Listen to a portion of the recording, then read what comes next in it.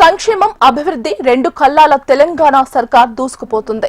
4 కోట్ల ప్రజల అభ్యున్నతే లక్ష్యంగా సీఎం రేవంత్ రెడ్డి తన మార్క్ పాలన చూపుతున్నారు. తెలంగాణ రైజింగ్ 2047 టార్గెట్ ధ్యేయంగా కాంగ్రెస్ ప్రభుత్వం అడుగులు వేస్తోంది. $3 ట్రిలియన్ ఎకానమీ టార్గెట్ గా పెట్టుకుంది తెలంగాణ రాష్ట్ర ప్రభుత్వం. హైదరాబాద్ ను విశ్వనగరంగా మార్చేందుకు పక్కా ప్రణాళికతో పనిచేస్తున్నారు సీఎం రేవంత్ రెడ్డి.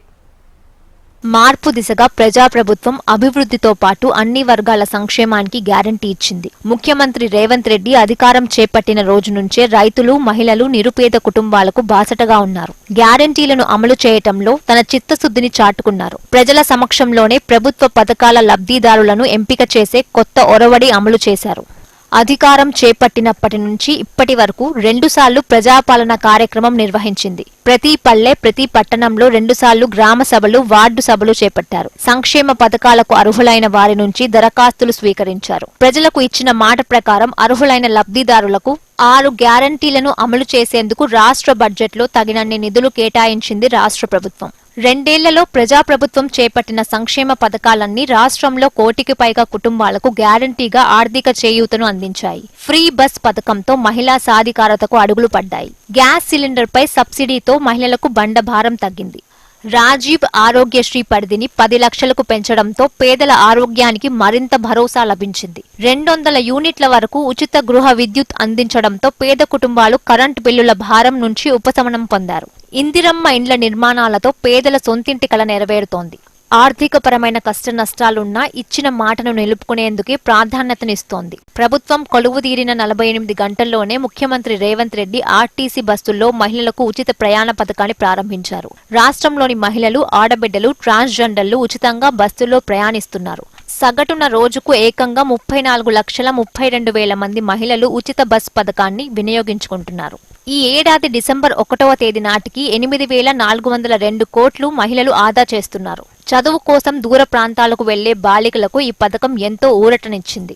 బాలికల స్కూల్, కాలేజీల్లో డ్రాప్ అవుట్ అయ్యే శాతాన్ని తగ్గించింది. ఉపాధి కోసం ఊళ్లు దాటి వెళితే సగం జీతం బస్ ఛార్జీలకే పోతుందనుకునే సగటు మహిళలకు ఫ్రీ బస్ పథకం వెన్నుదన్నుగా నిలిచింది.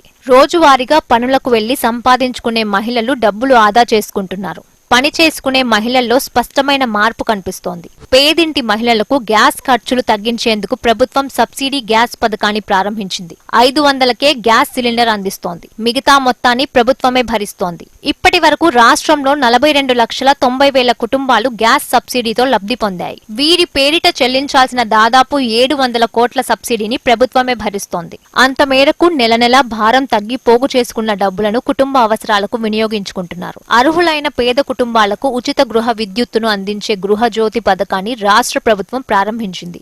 200 యూనిట్లలోపు విద్యుత్ వాడే గృహ వినియోగదారులందరికీ జీరో బిల్ జారీ చేసింది. దీంతో దాదాపు 52,28,000 కుటుంబాలపై ఆర్థిక భారం తగ్గింది. ఈ పథకం ప్రారంభమైనప్పటి నుంచి ఇప్పటి వరకు దాదాపు 3,438 కోట్ల సబ్సిడీని ప్రభుత్వం విడుదల చేసింది. తెలంగాణ రైతులు దేశానికి ఆదర్శంగా ఉండేలా ప్రభుత్వం చారిత్రాత్మక నిర్ణయాలు తీసుకుంది.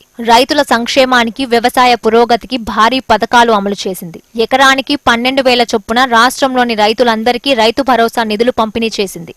మొత్తం 1,51,51,000 ఎకరాలకు 69,86,548 రైతుల బ్యాంకు ఖాతాల్లో ఈ నిధులు జమ చేసింది. ఈ ఏడాది వానాకాలం పంటలకు రికార్డు వేగంతో రైతు భరోసా నిధులు పంపిణీ చేసింది.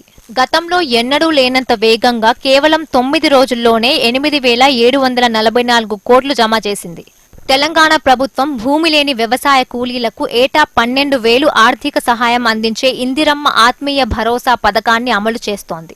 ఈ పథకం కింద లబ్ధిదారుల ఖాతాల్లో 2 విడతల్లో 6,000 చొప్పున డబ్బు జమ చేసింది. 2025 జనవరి 26 నుంచి ఈ పథకం అమల్లోకి వచ్చింది.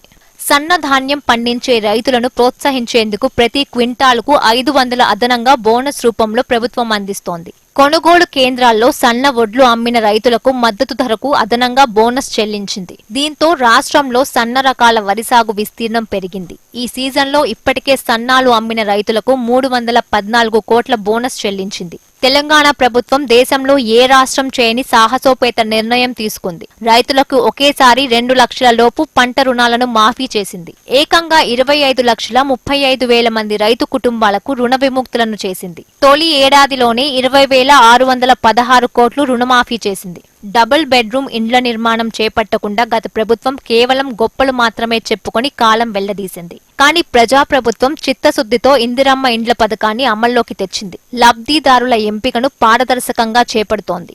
ఇండ్లు మంజూరైన వారికి మహిళా సంఘాల ద్వారా రుణ సౌకర్యం కల్పిస్తున్నారు. ఫలితంగా లబ్ధిదారులు తమ ఇండ్ల నిర్మాణాలను శరవేగంగా చేపడుతున్నారు. నిధులను నేరుగా దశలవారీగా లబ్ధిదారుల ఖాతాల్లో వేస్తుండటంతో నిర్మాణాలు పుంజుకుంటున్నాయి. ఇప్పటి వరకు రాష్ట్ర వ్యాప్తంగా ఏళ్ల నుంచి కలగన్న తమ సొంత ఇండ్లలోకి గృహప్రవేశాలు చేస్తున్నారు. ఈ పథకం ద్వారా ఈ ఏడాది ప్రతి శాసనసభ నియోజకవర్గానికి 3,500 చొప్పున 22,500 కోట్లతో 4,50,000 ఇందిరమ్మ ఇళ్లు నిర్మించాలని లక్ష్యంగా పెట్టుకున్నారు.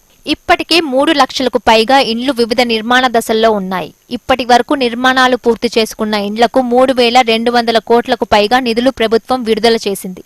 ఏళ్లు తరబడి అడవుల్లో ఉంటూ గూడు సరిగ్గా లేని ఐటీడీఏలోనూ ఇందిరమ్మ సొంతింటి కలలు నెరవేరాయి. చెంచులు నివసించే ఉట్నూరు, భద్రాచలం, మున్ననూర్, ఏటూరు, నాగారంలోని 4 సమగ్ర గిరిజనాభివృద్ధి సంస్థల పరిధిలోని 10,000 మంది చెంచులకు ఇందిరమ్మ ఇళ్లు మంజూరు చేయడం చారిత్రాత్మక నిర్ణయం.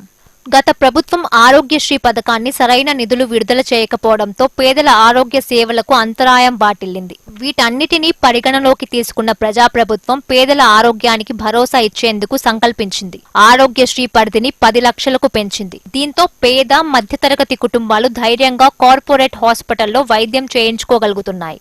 ఆరోగ్యశ్రీ పథకం ద్వారా గుర్తించిన 1,835 రకాల జబ్బులకు వైద్యం చేయించుకునే వెసులుబాటు ప్రభుత్వం కల్పించింది. గుండె, కాలేయం, కిడ్నీ జబ్బులు, అవయవ మార్పిడి లాంటి ఖరీదైన చికిత్సలు ఇప్పుడు పేదలకు అందుబాటులోకి వచ్చాయంటే ప్రజాపాలన వల్లనే సాధ్యమైంది.